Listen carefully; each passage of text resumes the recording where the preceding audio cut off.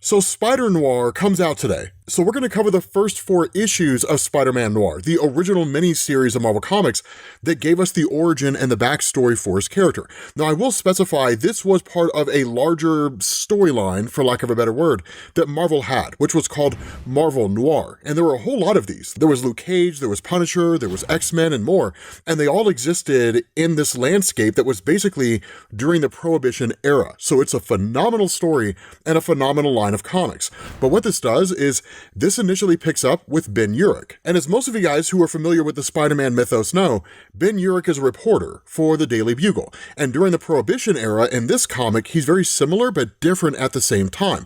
And he kind of gives us this rundown to sort of set the stage for everything going on, where he says, 3 weeks ago, winter was setting in hard. Down below Riverside Drive, squatters had put up a shanty town. And so he's told by J. Jonah Jameson, get me pictures, but we're going to show the public what's really happening out there. I want broken men and hopeless women. I want snot-nosed kids in rags. I want to see the hunger in their eyes. I want pictures that will make them weep. And this is when we start to get the stage set for what life looks like here, because at that point, you switch over to Aunt May. Now, unlike Aunt May in the main Marvel universe, who's this very kindly woman and in a lot of ways kind of maintains Peter Parker's moral compass to a degree, right? Why he always does what he does. During Spider-Man Noir, she's almost a kind of social revolutionary, right? Where she's addressing a crowd of people and she says, 3 years ago, Hoover was telling you that your jobs were secure for life. Since then, more than 13 million of you are out of work. We've seen the army on the streets using tanks and tear gas against citizens whose only crime is their poverty. Now we've got Mr. Franklin D. Roosevelt waiting to step into Hoover's shoes. But do you think there's going to be any real change? Republicans, Democrats, the only thing they're debating is the most efficient way to turn your sweat and blood into a profit. Now, of course, she's screamed at by this guy in a hat who will become important, where he says, get off your soapbox, grandma. If you don't like the way that we run things in America, you should get on a boat and go join your comrades in Russia. Because what she's calling for here is effectively an end of capitalism and the beginning of socialism or communism within the United States. And she just tells him, young man, the last time I looked, the Constitution of this country protected my right to freedom of speech. And so this guy addresses another person with a name Ox and just says, pull her down, right? Get her out of here. And at that point, Peter Parker jumps in. Now, Peter's young, he's somewhat naive, and we'll talk about that here in a minute, because he does what he can to protect Aunt May, which isn't really the naive part, that's the heroic part. But of course, it ends up leading to a fight between all these guys, and that's when Ben Urich shows up with his camera in hand and says, do you boys want to see your mugs all over the Bugle tomorrow, or are you going to back off and let these people go about their business? And it's not as though they're afraid of the press. I mean, they really approach him with the intention of attacking him. But then one of these guys says he's off limits. So Ben Urich, for whatever reason, just cannot be touched by anybody here. And while they do talk about the idea of destroying, Ben Urich, ultimately they just end up walking away. And so at that point, you switch over to Aunt May and Ben and Peter when they get back to where Aunt May basically resides, or at least where she works out of, which is the Bowery Welfare Center. Now, it's not grandiose, right? This is a very modest building, and it's very small. And that's where Urich just kind of makes this offhanded remark.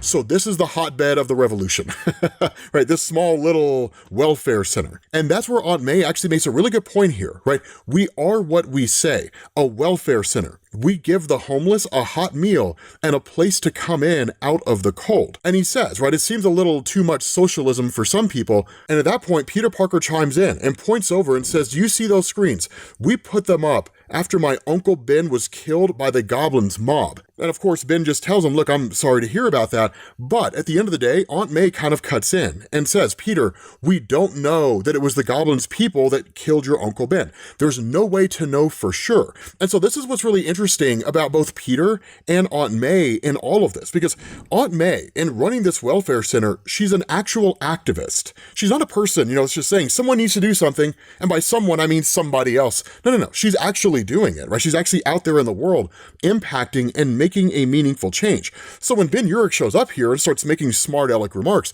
well, what can you really say, right? I mean, what's he doing to make the world better, right? Or is he one of those where he just kind of judges people who does things that he doesn't? It's one of these weird and wonky aspects of his character, and we'll learn more about him as we go through. But for Peter, he's young and he's reckless, right? He's so confident that the Goblin's guys did something to his uncle. He's so sure of himself. There's no real evidence to indicate that, but he kind of treats his hunch, his theory, as an absolute truth, which is actually one of the coolest ways to present Peter in Marvel. And so what ends up happening is Aunt May just kind of goes back inside, frustrated with the whole idea and what's been happening over the course of the night. And Peter makes this comment where he says, damn it, right? Why do those gangsters come after us? It's the system that we're attacking, the banks, the businesses, and the politicians. Why do those guys care? And Ben Urich, in hearing about it all, just asks Peter, are you allowed out after midnight, right? And what he ends up doing is taking him to basically this nightclub. And he tells him, right, I hope you're not a prohibitionist, Peter, right? You're about to enter the hottest speakeasy in town. Because for those of you guys who don't know, prohibition was an era in the United States when alcohol was illegal. And so speakeasies rose to prominence as a place where people could go and drink alcohol, albeit do it underground. But there's a reason why Ben brought Peter here. The first is that Peter's introduced to Felicia Hardy, who will go on to become one of the most important people in the story. But the second thing is to actually show Peter what's going on. Peter's young, he's naive, he believes he has it all figured out, right? He's kind of the quintessential example of like somebody in their 20s who thinks they can solve the world's problems, all the while never bothering to ask themselves, if the world's problems could be so easily solved by a bunch of 20-year-olds, why aren't they solved yet? Because you're not thinking of anything that hasn't already been thought of before. Now, there is something to be said about that kind of vigor and somewhat arrogance that comes with youth, because that's how change happens. But for Ben Urich and his conversation with Peter, he tells him, I like you, and I like your Aunt May. I don't want to see you getting hurt, and the way you're going, it looks like you will be. And Peter kind of cuts him off and he says, so you think she should keep her mouth shut, right? She believes in something. I believe in something. And Ben says, sure, you believe that there's good guys and bad guys, right and wrong. You believe that if we all become good little socialists and work for the greater good, everything will be sunshine and roses. And Peter's just kind of like, yeah, I mean, that's basically it. And Ben just tells him, that's a hell of a dream. And he says, look around here, Peter, look around this bar, because this is the reality, right? Do you see that big guy wrestling with the brunette? That's Jimmy Strider, the mayor of the city. To his left, Chief Detective Ryan from Vice Squad. The guy that he's smoozing with is Emilio Alcuno. He runs half the brothels in New York. And then we have Adolphus Crane, the industrialist. Your uncle helped organize demonstrations that closed down 3 of his sweatshops last year. And the man that's making his big entrance here is Norman Osborn, the Goblin. You wanted to know why the Goblin was coming after you.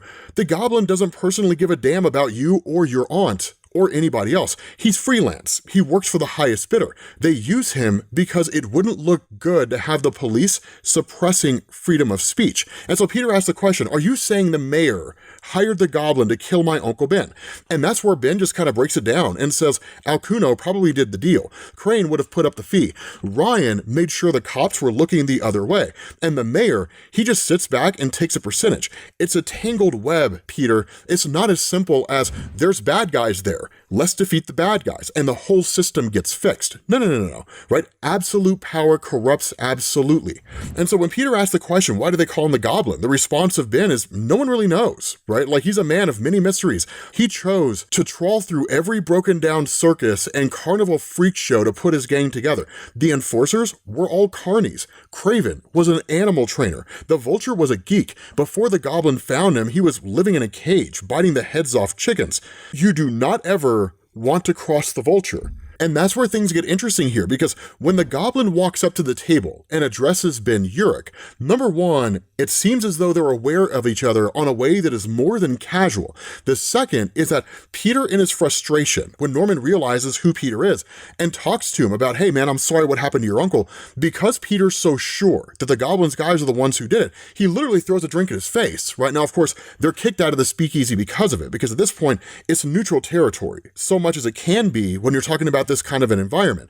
But what Ben Urich realizes is that Peter has passion, Peter has drive, and this is the benefit of youthful arrogance, right? The belief that you have it all figured out, even though you haven't even figured out anything at all. It's the drive to do something. And so that's where Ben tells him, if you really want to have an impact and you really want to make a meaningful change, come with me. And Ben takes Peter to meet J. Jonah Jameson. And the conversation goes exactly as you would expect to, right? You want to join the Fourth Estate. And Peter's just kind of like, I just want to study, right? But Jameson tells him, yeah, that's cool, but you cannot afford college tuition. So you're going to work for me until you can, right? And here's the thing, and this is what's really cool about Jameson. He's not this guy who's just like an arrogant jerk, like he is in the main Marvel universe. He tells him, there's millions of sob stories out there, Peter, and the reality here is that if we don't report about it, nobody will. And everybody will just kind of go on about their day, ignoring that entire homeless side that exists out there. Because if they ignore the problem, well, then the problem doesn't exist. But if we publish it, if we put it in the paper,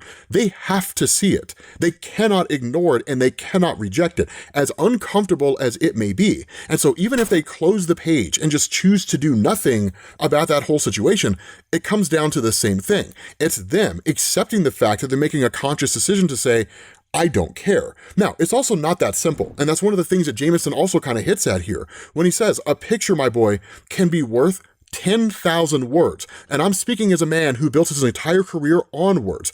I can give them the facts and figures, but it's Ben's pictures that get them right there.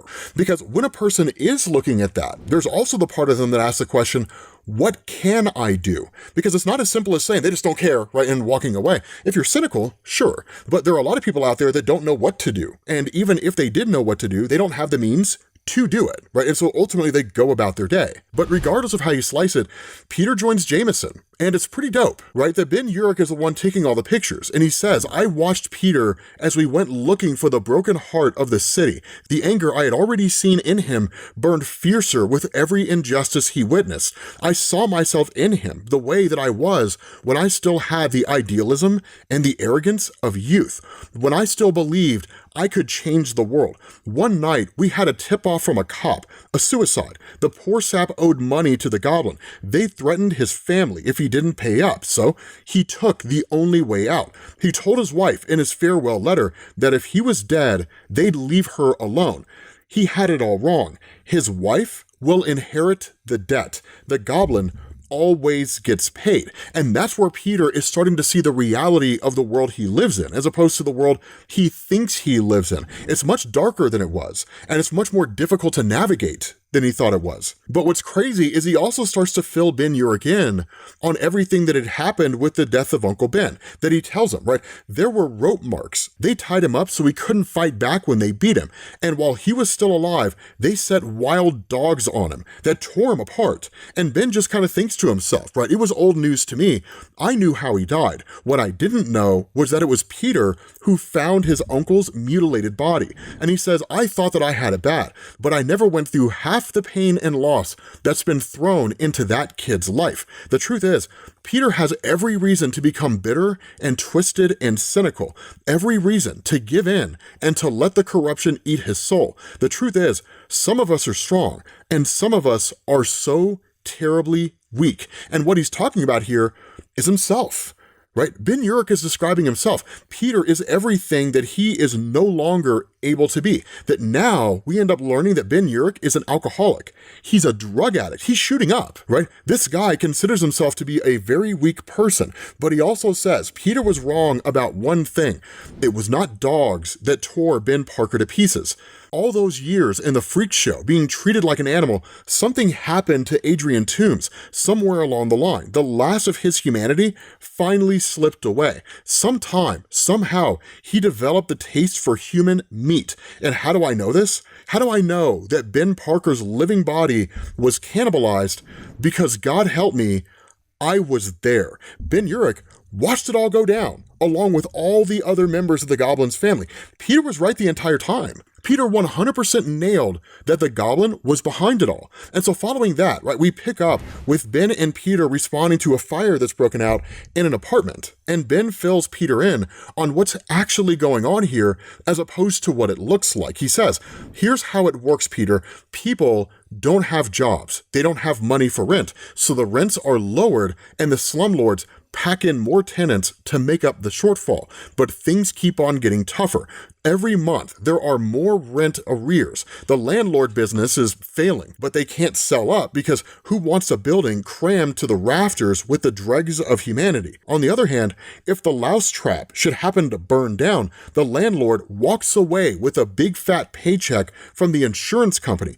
Problem solved. And that's where Peter just asks, so the building was torched, right? A little girl died. That's murder. And the response of Ben, with the number of people who were packed in there, it's a miracle it was only one. But he's basically teaching Peter, this is an insurance scam, and it happens all the time.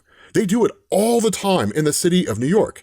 And even Peter comments on this, you're not even shocked, right? And the response of Urich, right? Peter, I'm too tired, right? You cannot spend your life being disgusted and outraged. You'll go crazy. And he says, what I just told you is a theory. It's probably true, but you cannot prove it, and neither can I. And so Peter, in turn, looks at one of the pictures that have been developed by Ben and says, that's Fancy Dan, right? That's one of the Goblin's people who did this, because Fancy Dan was the one at the beginning of the story that was shouting at Aunt May to get off her soapbox. But at the end of the day, just because he was there doesn't mean he was behind it. He probably was, but as anybody will tell you, it's not about what you know. It's about what you can prove in court. And that's where Ben Urich just tells him, maybe he was. Maybe he was just passing by. And Peter says, we have to take this to the cops. They have to be investigating this fire. And the response of Ben, there's no point. I told you, everyone takes their cut. Cops, insurance investigators, everybody. Now, there is a very deep cynicism and almost nihilism within Ben Urich. He doesn't believe the fight's worth fighting, which really begs the question, if that's the case, why does he work as a reporter? Why does he do his job in documenting all of this? And so Peter's response to this is that there has to be someone who will do something. And the response of Ben, the corruption goes all the way to the top. There's no one to go to, at least nobody with any meaningful power. And so at that point, Peter kind of goes on this bit of a tangent, and he says, my Uncle Ben was a pilot in the Great War.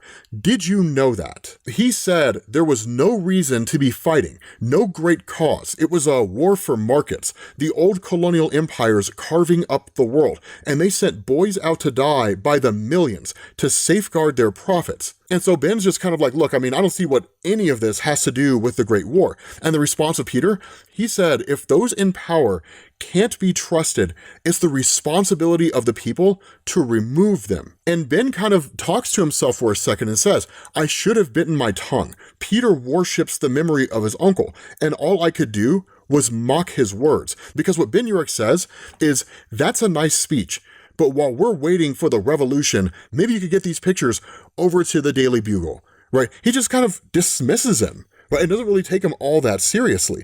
The problem is that Peter ends up showing up to Ben Urich's apartment later on that night when they've made the late edition, and that's when he realizes Ben is an alcoholic and a drug addict. Right? Peter actually sees what's going on with Ben. Not only that, Ben Urich gets a call, right? And Ben basically goes by the name, the Spider. And it turns out that it's basically a tip on where a crime is going to be going down. And they say, the action's going off at 1 o'clock in the morning. The Rooney Imports warehouse on Pier 57. Goblin's goons are picking up a shipment of antiques that went astray on its way to the Metropolitan Museum. The usual terms, 40 clams, if you use it or not.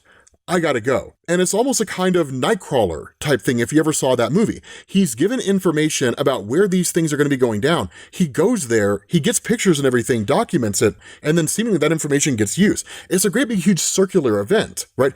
Everyone is on the take. And so what you do is you switch over to this warehouse, and they're basically moving these old ceremonial statues. But there's a kind of rumor, a story around them, that those individuals who touch them will die. And so as they're kind of going on and, doing their thing, that one of the boxes falls and breaks open. And when that happens, literally all these spiders come out of nowhere and just completely destroy one of these guys. In fact, it's Fancy Dan who's dead, the one guy they spotted at the pier fire, almost as if it's kismet, right? But the whole time, Peter's there watching. And so one of the spiders ends up making their way up to Peter and bites him on the hand. Now, here's the cool thing. It's not some crazed, grandiose thing, right? Where he goes through like this great big huge montage of learning how to use his powers. It's very grounded, right? It's at least as grounded as a Spider-Man story can be. The spider bites him, and then he gets this vision of this giant spider that talks to him and says, "Why do you tremble, little man? My bite brings death only to those of evil intent.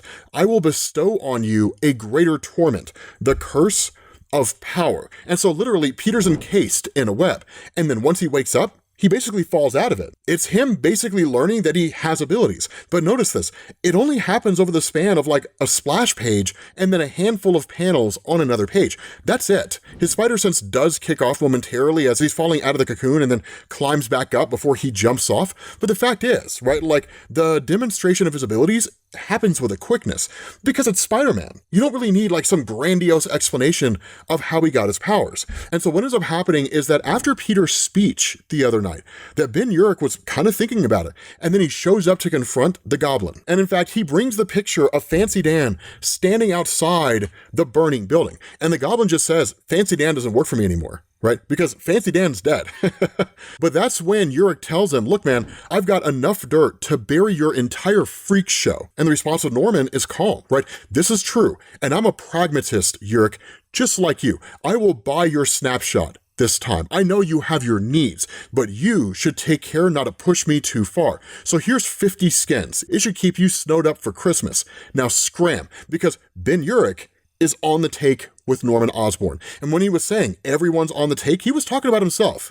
He was doing it in a little clandestine way. Maybe people would pick up on it, maybe he wouldn't, but he was still hinting at himself nonetheless. The kicker is that Peter shows up here, and probably one of the dopest outfits ever, right? He's literally just kind of got like this bandana tied over his face with eye holes on it, and it's pretty baller. Right? But the fact is, he shows up here and confronts Osborn and says, "I'm here to give you a message, Goblin.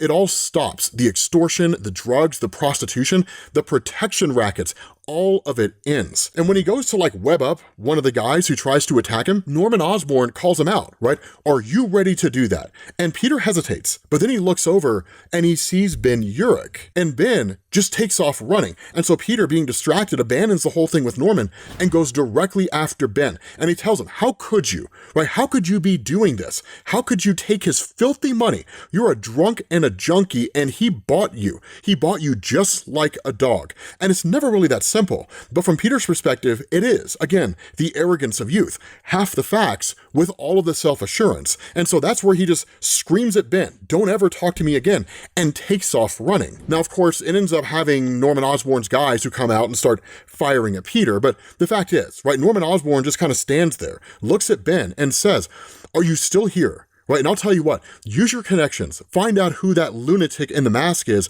and you'll earn yourself a nice fat bonus. And Ben just looks at Norman and just says, "I don't work for you, and I don't want your money anymore. I am finished with all of this." And at that point, he takes off. Now, there is a moment when they can kill him, but ultimately, Norman decides not to. He decides to hold off. One, because they can follow Ben and they can use his whole detective skills, such as they are, to figure out who Peter Parker actually is and take them both out in one fell swoop. But the other part of that is that Urich has all that information on Norman, and Norman doesn't know where Ben keeps it. And so what ends up happening is that Ben calls up J. Jonah Jameson, right? And Jameson's just like, "What have you got for me?" Right? And Ben tells him, "It's the big one, Jonah. This is Pulitzer material. It's gonna blow this town apart." Jameson just tells him, "Look, man, I don't have time for games. What's the story?" And Ben tells him, "The Goblin.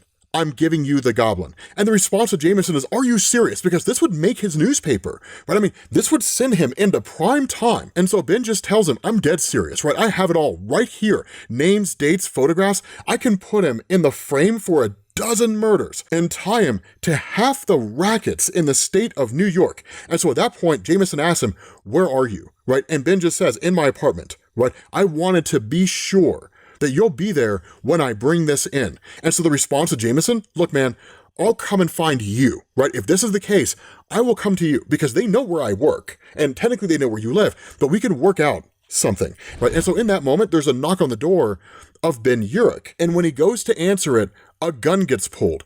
They shoot Ben Urich, kill him on the spot, and you end up finding out it's J. Jonah Jameson. Jameson is on the take with Norman Osborn.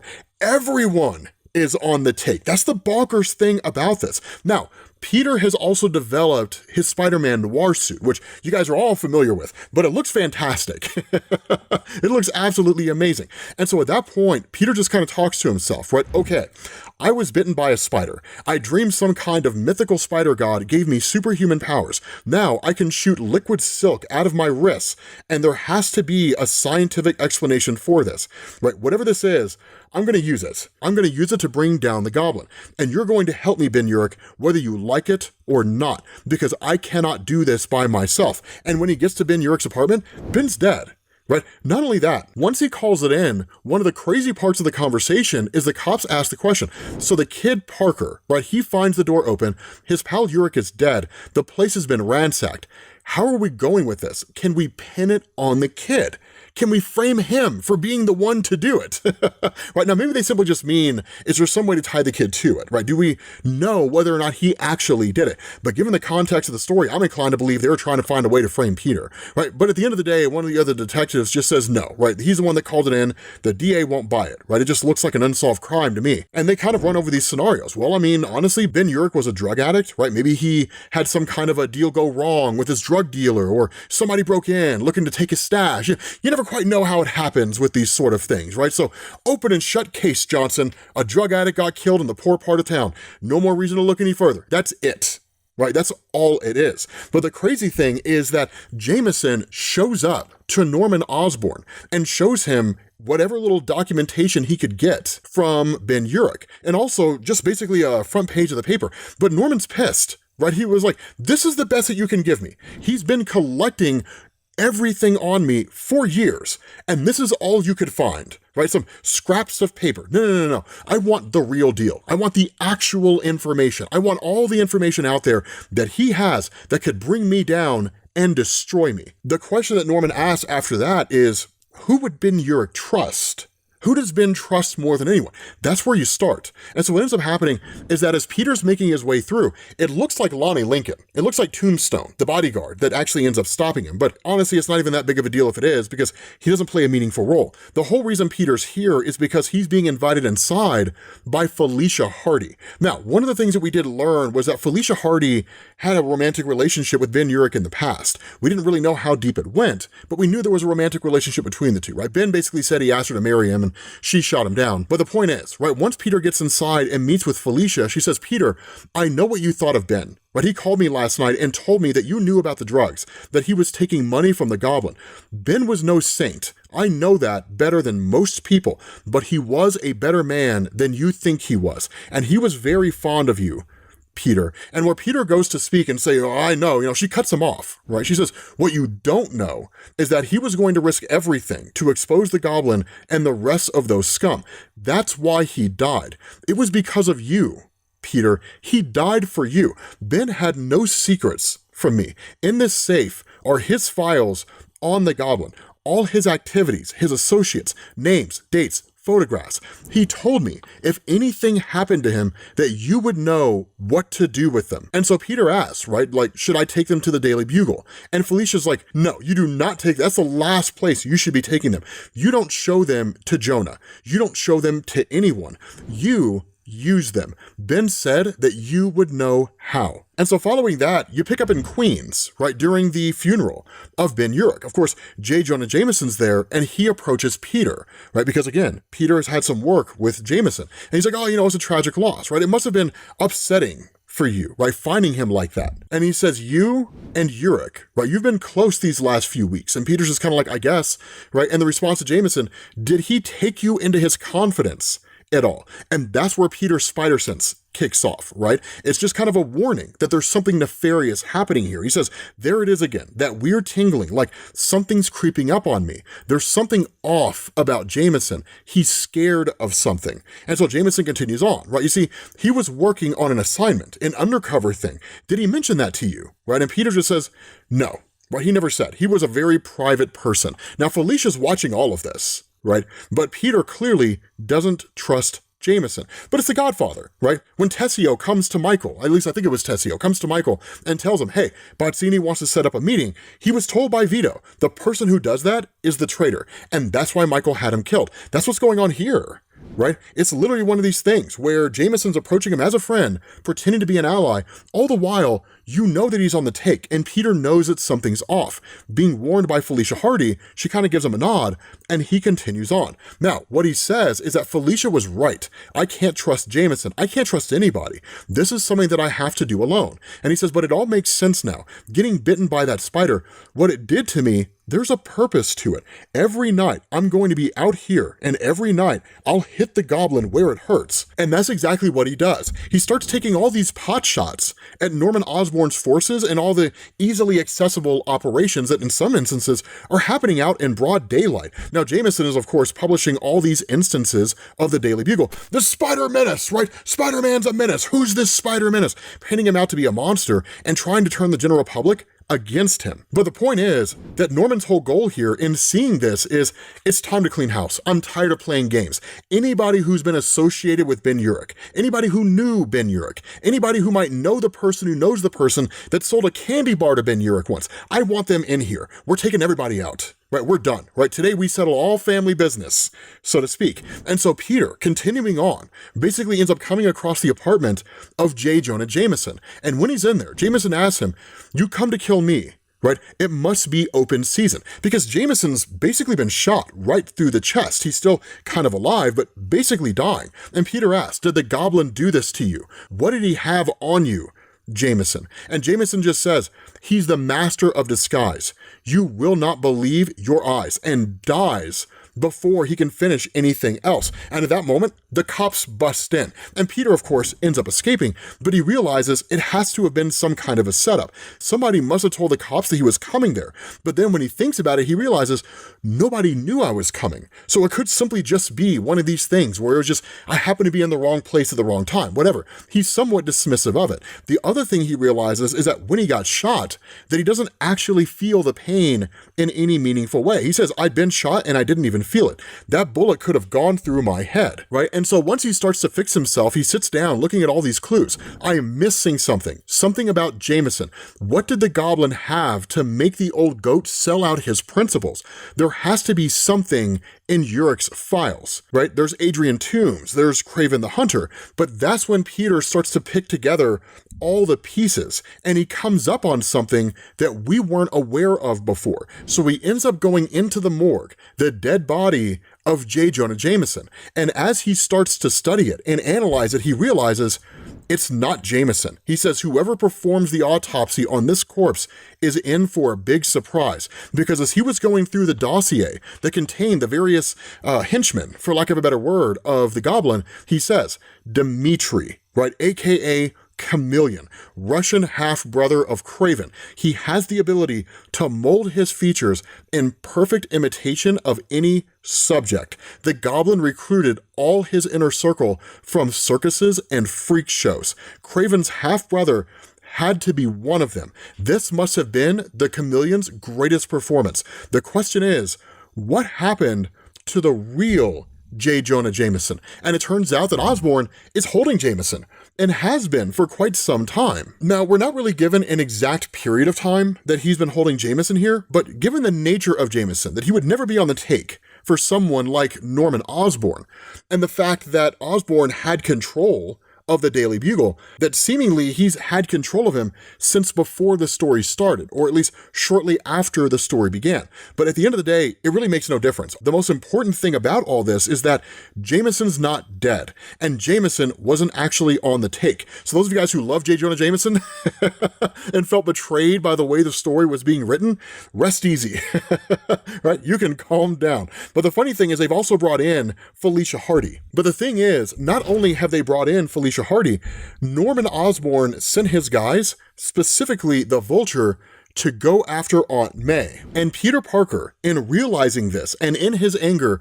shows up here and just says, let her go, Toombs. And Toombs just like, the Spider-Man, right? How fast do you move, Spider? Fast enough to stop me from snapping her neck, I wonder? And Peter just says no. Probably not, and draws a gun and just points it at Adrian Toombs. And Aunt May's just like, oh my God, no. And she says, don't shoot. But at that point, Peter just starts having these recollections of Uncle Ben being literally torn apart by the Vulture and guns him down. He literally guns him down on the spot. And the response of Aunt May, you killed him. You shot an unarmed man, right? Just who do you think you are? And the response of Peter, Aunt May not really knowing that Peter's Spider-Man, just says, he was gonna kill you, right? She says, they say you can shoot spider webs. Why didn't you use those? And Peter's trying to rationalize it in his mind the entire time. The Goblin sent that piece of trash here, right? He sent that monster to kill you, just like he killed Uncle Ben, right? He's kind of rationalizing his actions. But at the end of the day, the logic of Aunt May overrides it, right? In this moment of just sadness and seeing not only the world out there, but how a man like Peter, who can make a difference, chooses such a negative route, simply just says, I don't want to live, right? I don't want to live in a world where people kill one another like animals. And she says, do you hear me, young man? I won't have it, right? Give me the gun. And Peter just kind of looks at her, says, I'm sorry, and then ultimately leaves. And so at that point he says, Ben Urich's files call this place the torture house. If the Goblin has kept Jameson alive, he has to be here. And so when Peter's literally going through this place, he's basically just watching, right, as Felicia Hardy is brought to Norman Osborn and so on. But what's really interesting about this, right, is that Felicia Hardy, when she's coming face to face with Osborn, she says, you can start with an apology, Osborn, then you can have one of your lackeys call me a cab. And he tells her, right, I admire your bravado, but it won't do you any good. Ask Jameson. He's been calling down hell and damnation on me all week, but he's still going to die squirming in his own mess. And the funny thing here, right, is that Felicia looks at this and seeing Jameson immediately realizes the person that's dead isn't Jameson. And here's what's so interesting about that, because Norman asks her, why are you so shocked? You looked as if you've seen a ghost. And she's like, oh, that's right. Jameson was shot dead a few hours back by the Spider-Man. I know because I have informants all over City Hall. But how would you know that Jameson's dead unless the Spider-Man is reporting to you? Is that it, Felicia? Did you send him to kill Jameson? And that's where Felicia says, like you sent Jameson to kill Ben Urich, right? You think you're so smart, don't you? She says, I had Ben's files. I kept them right under your nose at the Black Cat. The day he was killed, he told me to bring them to him. He planned to spill everything to the Bugle. I told him he was crazy, but he wasn't listening. I was down there when Ben answered the door, and I saw Jameson shoot him down. I took the files and left by the fire escape. The first chance I got, I went to Jameson's office. I didn't hire anyone to do my dirty work for me. I shot him where he sat. I know that I didn't miss. What are you pulling here, Osborn? If it wasn't Jameson that I shot, then who the hell was it? And the response of Osborn, unfortunately for you, my dear, it was one of my people, right? And that's where Craven steps up and says, my idiot half-brother, rubbed out by a woman. And the response of Jameson, I regret this, Felicia. I value our relationship, but the chameleon was one of our own, and I cannot let that go unpunished, right? So he has every intention of killing her. Not only that, when she goes to hit his face, she actually scratches his face, and it starts to peel away. That'll become important here in a second, right? Because it's kind of nuts. But in the middle of this scuffle, when she's about to be thrown in to these man-eating spiders, Peter just literally jumps in and goes after every one of the Goblin's guys. And he takes every single one of them out. The only one that he doesn't take out immediately is Craven the Hunter. Now, he does like web up the tiger so that it cannot attack J. Jonah Jameson. That's what Norman Osborn was using to terrorize Jameson the entire time. Of course, at the same time, Norman Osborn grabs Felicia. They end up going down a trap door, and he tells him, right, if you follow me, she's dead. And that's when Craven shows up, and Craven's just kind of babbling something to Peter. And Peter just says, I have no idea what you just said. If it was I surrender, then you have my sincerest apologies. And literally throws him in, or really kicks him in, to that giant cage of spiders that all just start consuming him alive. And so at that point, you pick up down in the sewers where Norman Osborn's trying to make a break for it with Felicia in tow. Now, Peter, of course, catches up to him, and a fight breaks out between the two of them. But in this fight, which is not overly lengthy, it's literally like 2 comic book panels, that Osborn says, so this is it. The itsy bitsy spider gets the drop on the big bad wolf. Before we bring the curtain down on this charade, let's see who's under there. And in that moment, he rips off the mask of Peter Parker. But at the same time that happens, Peter grabs the face of Norman Osborn and tears his face off, which is also a mask. And his whole face is just mutated on the inside. And he says, how about that? It's Yurik's punk. What's the matter, kid? Never been to a freak show? And so Peter just says the Goblin, right? That's why they call you that. And Norman Osborn just says, all my life, when the other kids threw stones in the freak shows, all my life, they called me the Goblin. Now, when they say my name, I hear respect. And the few, the very privileged few who see what this face looks like, they know one of us is going to die. And as you can tell, it's never been me. And he says, so how about it, kid? I see it in your eyes now. You've got what it takes. You've got enough hate. Are you willing to kill me? And for a moment, Peter wants to. Peter wants to kill him on the spot, right? And thinking back to the statement of Aunt May, I don't want to live in a world where people kill one another like animals, he just says, no, I am not going to make this easy for you, Osborn. You're going to stand trial, right? And the response of Osborn, right? You put me in a courtroom, you don't get a fair trial. You get a freak show, and I am never going back into one of those cages again. He tries to shoot Peter. Peter like webs up the gun, so it ends up backfiring on Osborn, but he's like, nobody's going to put me in a cage. That's never going to happen. But what literally goes on here is that he goes to run away, and then he's now met with the spider form of Kraven the Hunter, right? Literally, he's just a man made of living spiders and just immediately goes after Norman Osborn. And Peter says, a couple of years back, Uncle Ben sneaked me into the Frankenstein movie. It gave me nightmares. I woke up and Uncle Ben was holding me in his arms. I expected him to tell me there's no such thing as monsters, but I guess he figured I was old enough to know better. So he did the next best thing. He promised to keep me safe from the monsters. I wish I could have done the same for him.